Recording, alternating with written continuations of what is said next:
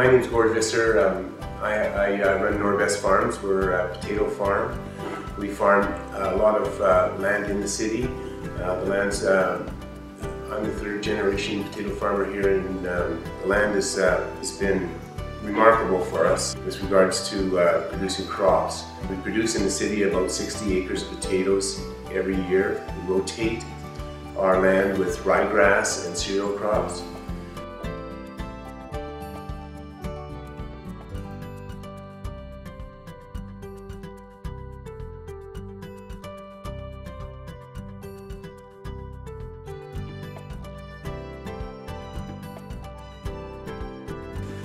Back in the early 80s, the City of Edmonton was annexed this land.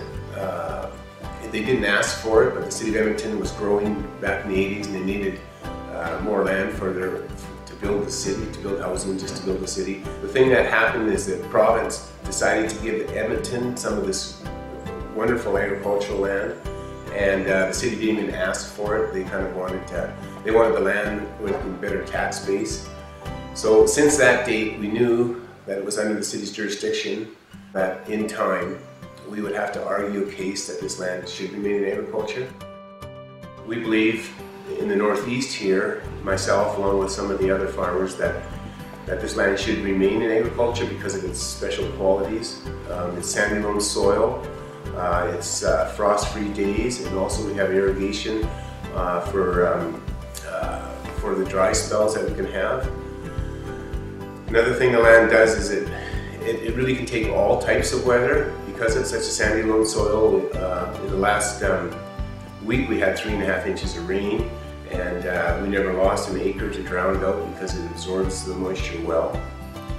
Over the last number of years working towards this, it's become really apparent to all of us that this land could be a real benefit to Edmonton. A lot of the vegetables that are grown here are marketed in Edmonton. There's a growing demand for fresh local food. In this area we can raise many vegetables that are actually in need locally. We are asking actually the City of Edmonton to consider a contiguous piece of land so that we would retain a community of agriculture, and when you have a community of agriculture, I think you can build with and on each other. Many cities are doing it. They're looking at reserving land within the city, their best land. We believe that some of the land that we don't own, which is owned by developers that want to put housing on it, should also remain in agriculture because of its qualities, which are very similar to ours. And it's not necessary to expand my operation, but we'd like to see opportunities for other farmers, just to build a real community of agriculture here in the northeast to serve Edmonton. Yeah, I could become a millionaire by selling my land. We own 160 acres right here in the city, so the land prices are very high for development. Fortunately, I can afford not to sell it, and some farms had to sell, just basically that was their retirement fund, is their land. So they consider that a win for them as a retirement package.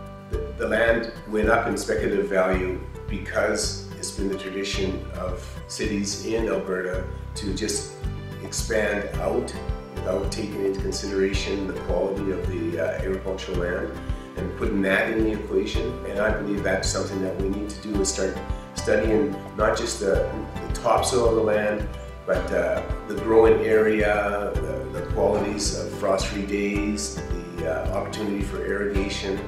And if you look at areas that really produce well and have produced for years, they can continue doing that.